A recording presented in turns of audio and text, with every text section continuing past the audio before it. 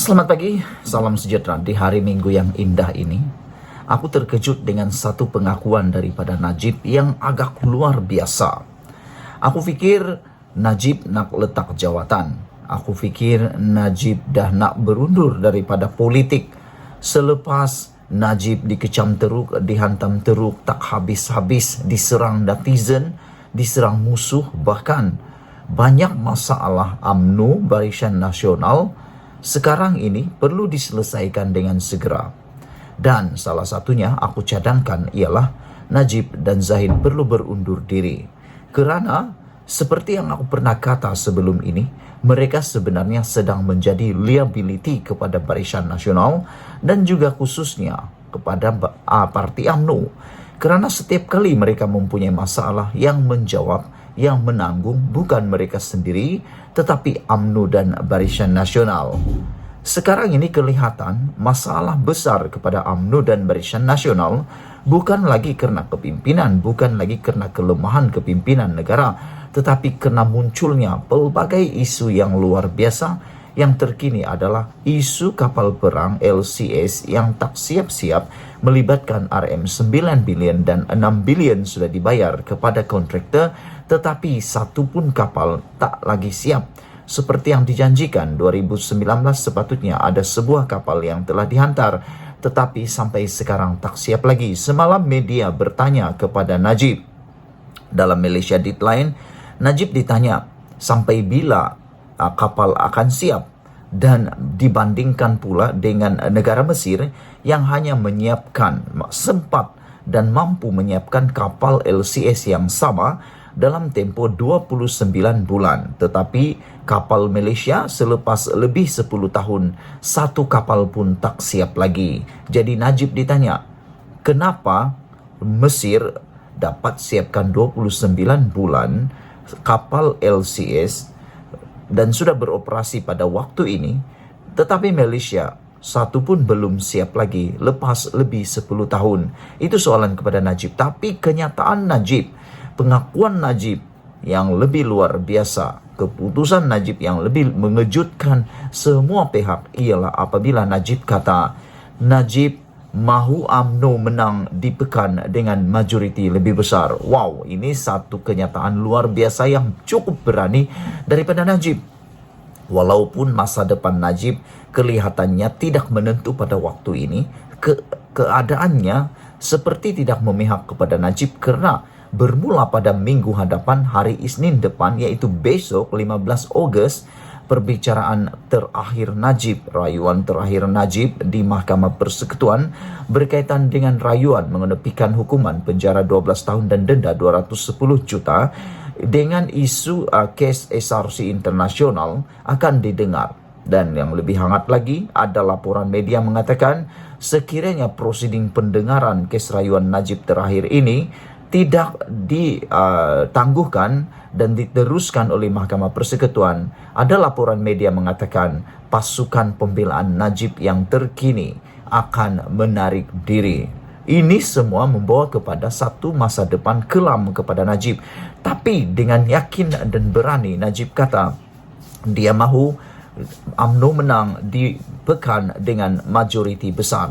Aku nak tanya kepada Najib, dia yakinkah dia tak akan masuk penjara dan dia akan dapat mewakili UMNO lagi di Pekan? Dan sekiranya Najib masuk penjara, dia tidak boleh mewakili lagi Parlimen Pekan. Siapa akan menggantikannya? Karena spekulasi hebat bertiup kencang sekarang mengatakan anak Najib akan menggantikan Najib di sana. Legasi Najib tak akan habis. Jadi ada orang kata legasi Najib ni tak akan habis sampai bila-bila kerana tak tahulah apa alasannya.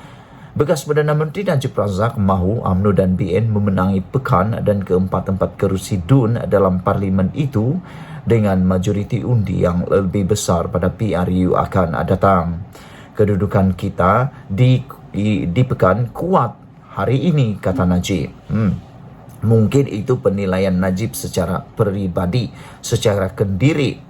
Secara pribadi mungkin Najib menilai UMNO kuat di Pekan, UMNO Barisan Nasional kuat di Pekan. Tapi aku fikir ada perkara yang mungkin Najib terlepas pandang pada waktu ini kerana Najib sudah kekurangan dana, ditambah lagi akaunnya dibekukan sehingga hanya boleh mengeluarkan 100,000 sebulan.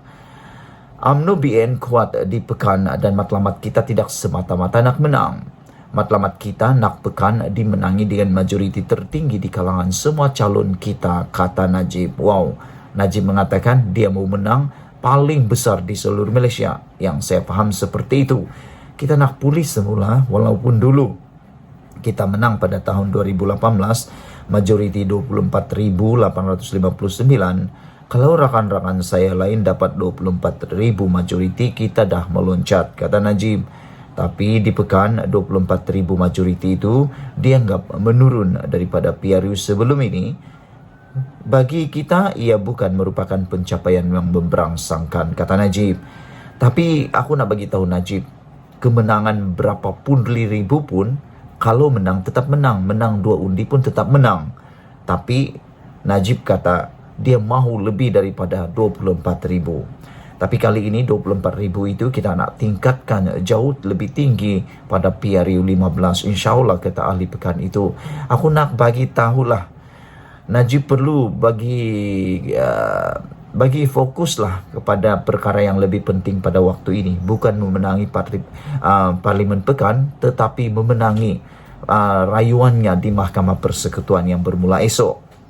Najib yang pertama kali bertanding dan menang pada PRN Pekan pada 1978 berikutan kematian bapanya dan bekas Perdana Menteri Abdul Razak Hussein, mengekalkan kerusi itu dalam 8 pilihan raya lalu. Wow, 8 kali sudah Najib menang di sana, tak pernah kalah. Pada 2018 di tengah-tengah kemarahan orang ramai terhadap skandal 1MDB, undi majoriti Najib merosot kepada 24,859 undi berbanding dengan majoriti 35,613 undi pada 2014. Fokus mesti diberikan kepada pengundi berumur antara 18 dan 40 tahun yang terdiri daripada 56.77% daripada 118,835 pengundi. Kita juga harus memberi tumpuan kepada pengundi berumur antara 18 dan 20 tahun kerana mereka mempunyai kesedaran dan pengetahuan politik yang lebih rendah, kata Najib. Yang ini aku sanggah. Apa sebab Najib kata pengundi berumur 18 dan 20 tahun hingga 20 tahun ini mempunyai kesedaran pengetahuan politik yang rendah? Aku fikir pada waktu ini pengetahuan politik yang lebih tinggi adalah orang yang berumur 18 dan 20 tahun dan 20 tahun hingga 40 tahun. Yang berusia lebih daripada itu sebenarnya berpengetahuan politik tetapi sudah tegar, tak nak berubah lagi. Walaupun orang itu salah, walaupun pemimpin itu salah, mereka sudah seperti telah dipukau, seperti telah dipukau oleh pemimpin-pemimpin yang walaupun korup, walaupun kleptokrasi dan sebagainya, mereka tetap mengundi orang itu. Inilah yang tak berpengetahuan politik. Berpengetahuan politik rendah berbanding orang yang berumur 18 dan 20 tahun. Pada waktu ini, pada pikiran aku, mereka inilah yang pencatur kepada politik sebenar yang ada di Malaysia. Dalam ucapan selama 30 menit itu juga, Najib telah menggesa ahli parti mendoakannya dan menunjukkan solidariti dengan hadir di Mahkamah Persekutuan pada minggu depan. Wow, Najib nak minta sokongan, ya. Tak payahlah nak sokong, biar dia sokong diri dia sendiri.